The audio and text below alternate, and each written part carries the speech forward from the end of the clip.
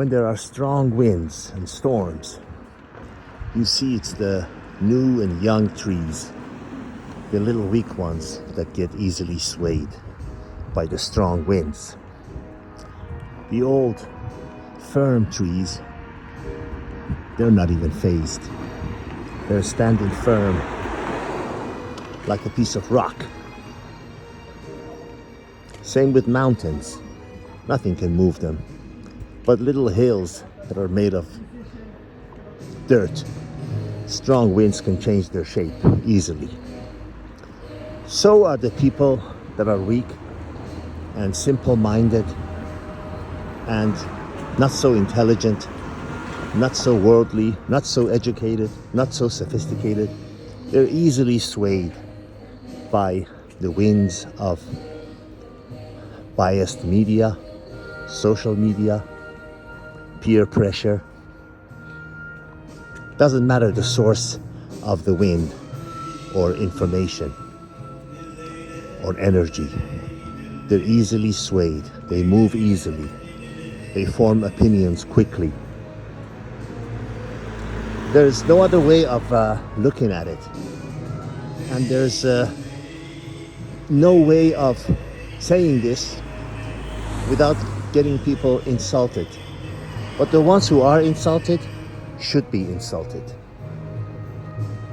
Because it's through wounds, and it's through pain, and it's through suffering, and it's through being embarrassed in public, and all sorts of those unpleasant things that characters are formed, that education is gained,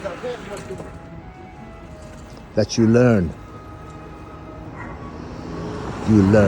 to be strong, you learn to be firm, you learn to not be so quick in forming opinions. You ask questions. I bet you, again, going back to the contemporary issues here that we are facing. Let's say these people that go and key the cars, certain brand of cars that they've been told they're supposed to not like the owner of because he's doing such a bad thing. Oh, he's cutting the unnecessary expenses and exposing the thievery in the government. Oh, he's doing such a bad thing. And then there are all kinds of these guys with a $20 phone that they got from a 2-year contract, recording videos. Oh, idiot this, idiot that. They don't sit back and for one moment and ask, what have I accomplished in my life? I know some of this sounds repetitive, but it needs to be repeated 1,010,000 more times. If you are one of those people, I don't expect you to change. Well, not now.